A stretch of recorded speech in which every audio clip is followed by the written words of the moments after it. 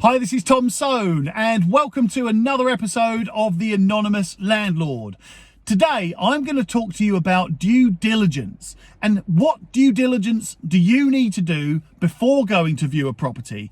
And then when you're at the property, what due diligence do you need to do while you're there? And also around that whole time, there are other bits of due diligence that you need to do. So I wanted to talk through all of that to make sure that you're picking up the right deals, finding the right properties, and not taking unnecessary risks, but also saving your time and energy and effort, because you could do the right volume in the right way and not waste your time and effort and energy, because there's no point in spending all your days going around viewing properties and getting there and realizing, oh, this is a crap one, I'm not going to bother with this. I can save you, I reckon, at least half of the energy and effort and time that you're putting into finding property investment deals. I know an investor who's very local to me actually, that has a full-time job, but literally goes and views 20 properties a week. 20 a week! That's madness. And he doesn't, very rarely buys one a week. He just goes around viewings and gets into loads of properties, but they're just not going anywhere. So I do it slightly differently, and I want to share that with you. Because first of all, I do a very set amount of due diligence. I have a very set checklist that I follow before I'll even book a viewing, before I'll even contact an agent or go and see a property. So once I've filled out or checked off my little checklist, then I will go and view the property if it ticks all my boxes. So, or you know what, or if I've gone through that checklist and there's a couple of items that I haven't fulfilled or haven't been able to check, then I may go and see the property. But I certainly don't go and see any more than about 5 or 6 properties a week,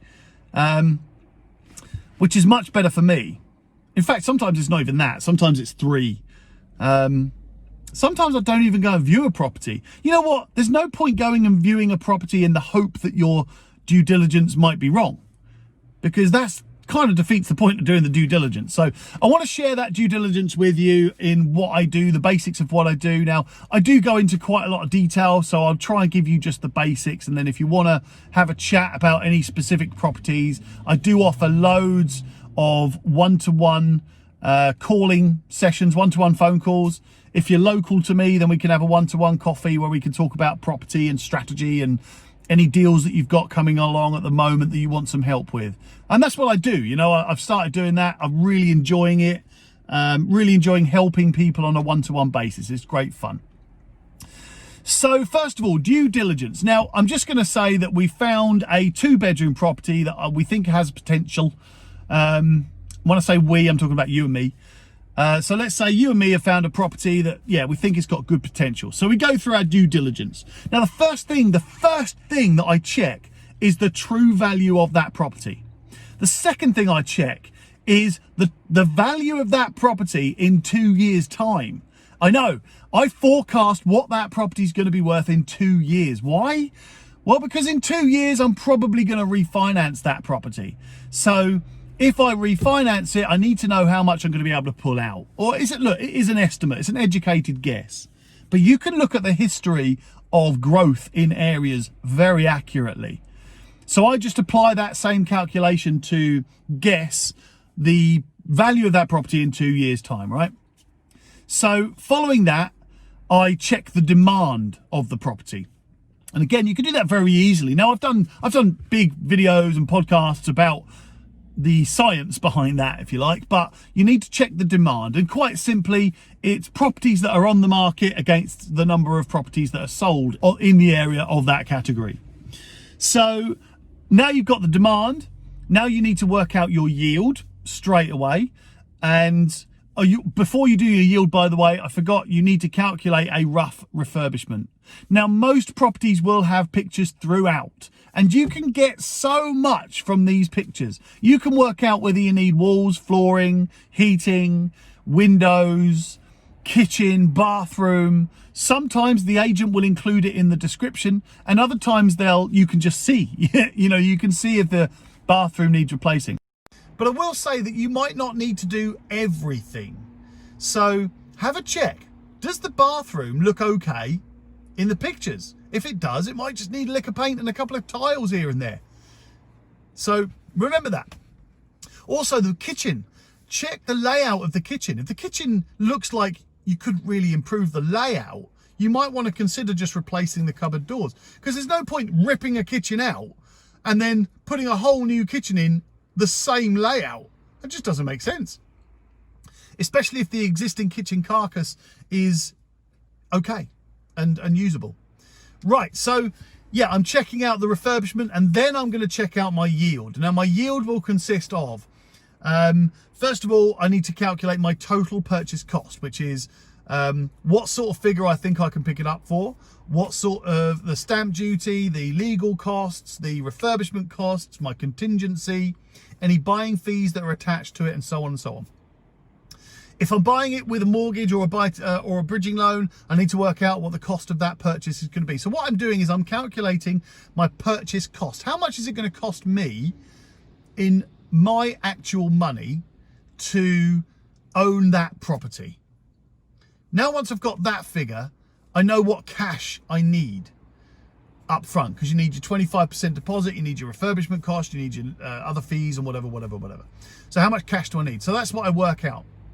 This is all sounding very complex. I've got a monstrosity of a spreadsheet which does this all for me now, which I'm not inclined to share because I put a lot of effort and a lot of time into building that spreadsheet, and it's got some massive formulas throughout it that calculate things. So, you know, I'm not going to share it, but I'm happy to tell you if your property is good or not. Anyway, so once I've worked out my purchase cost and the cash requirement, I then work out what the property will return to me as a yield over the next 2 years, right? 2 years is the key for me. That's my personal preference. I like all debts paid back to me in 2 years. If there's no debt to be repaid back to me, I like to know what profit I can make in the first 2 years. So there we go. So now I've worked out the purchase cost, the cash requirement, and now I'm working out the yield as a buy-to-let property. How much equity am I leaving in the property? Because remember, that is my investment now. As soon as I own it, the mortgage company owns 75% of it, I own 25% of it, and at any time I could sell that property and get that 25% as cash. But I'm not. I'm leaving that in there now. So therefore, that's my investment. Now there's more to that. If I have used more of my own cash and not been able to refinance it back out, but I'm leaving, say, another 10 grand in there, then I need to build into the cost over the next 2 years to return my 10 grand back to me, right? So you take that out of your net profits. So I'm working out what equity is left in there, what debt is needed to be paid back to me. Then I'm working out what the rent income is minus the mortgage payments, minus any management, maintenance. I normally allow 20% for management and maintenance. Things like repairs, gas safety certificates, EPCs, energy, electrical installations, and blah, blah, blah, blah, all of that sort of stuff. Just allow 20%. Now, if you don't use that 20%, hey, great, but I allow 20% for that. So now I know my net profit, then I deduct my loan repayment. So if I need to give myself back 10,000 quid over the next 2 years, I turn that into monthly payments of, can't think of what it is now, but turn that into monthly payments and take that out too. Now, sometimes if it's a particularly good property, you might want to extend that loan period back to yourself. But you get the idea. So I work out the yield, and if that ticks my boxes, I go and view the property. So I only go and view it if there's demand, if the value is correct, if the yield is there, if I think that the refurbishment will add enough value, if I can pull my money out. How quickly can I pull my money out? Because that's the key. The first question you need to ask yourself as an investor is, when can I get my money out? That is the first question you need to ask. When can I get my money back out? So yeah, so I've done that due diligence. Then I go and view the property, right? Now, bearing in mind, I was searching through the photos online, and I've been doing a bit of a tick box, a bit of a listing exercise of what I think needs to be done, what sort of costs I think are attached to that. Then I go to the property and just check those things off. Now, if I find more things, like in the photo, there wasn't a big picture of that giant leak in the corner of the room, I might need to add 500 to £1,000 on for that, replaster that wall. Maybe it might need a little bit of work on the roof, check that out, and so on and so on. So you're just adding to your picture. Now, if you've made, let's say you've made yourself a list of things that you think need doing, but there's loads more, don't be put off by it. Just recalculate your offer. Simple as that. It should be an ever-evolving figure until you make the offer. Your offer might start at the beginning if you calculate on that you've seen the online pictures and it looks like it's going to cost you 10 grand.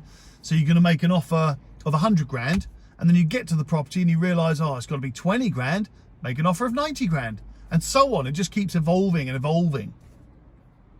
So now you've got to the property, you've carried out your viewing due diligence, and now you're ready to make an offer, or not. But I would always make an offer. Always. Even if you think it's a silly offer. As long as you're not just being greedy. I know, if I'm doing a flip, for an example, I know the profit margin I want to make. Now, yeah, if I'm going to buy a property and I know that, you know, say for example, it's on the market for 100 grand, and I know that once I've spent 10 grand on it, I'm going to sell it for 150. That's a nice profit margin, really good profit margin to aim for. I'm not going to go in and offer them 75 grand for a number of reasons. First of all, you will become known as a stupid offerer. You'll become known as a greedy buyer, or someone who an agent doesn't want to work with. And that's fair. If you just go around making stupid offers, then you're just going to get labelled as that, and they're just not going to want to work with you. So I don't make greedy offers. I make realistic offers. I make calculated offers, and you should do the same. So in that instance, I would share with the agent, look, I'm going to buy it for, I would like to buy this for 100. I'd like to spend 10,000 plus all my fees, blah, blah, blah, blah, blah. I'd like to be all in for 120,000, and then I'm going to sell it for 150,000. The agent can, you know, you're an investor. You've got to make profit. You are entitled to make profit, believe it or not. But anyway, so the agent will then be able to help you out. So that due diligence gives you the calculated, mathematical and logical offer that you need to make. Now, any wiggle room on that, if the seller starts negotiating, then of course you can go up a little bit. It comes out of your profit, remember that, but you can go up a little bit. But also remember that if you go up in your offer by 10 grand, that's not 10 grand out of your pocket, because the mortgage company is funding 75%. So really, if you increase your offer by 10 grand, it's only 2.5 grand coming out of your pocket, right? Just remember that. So, but what I will say is, you've done your due diligence. Don't waste it. Don't waste all that due diligence by going and viewing the property anyway. Don't waste your due diligence by then making an offer which isn't calculated and logical. So due diligence is vital. Now, it doesn't even take that long now. Now I can do that due diligence in about 10 minutes.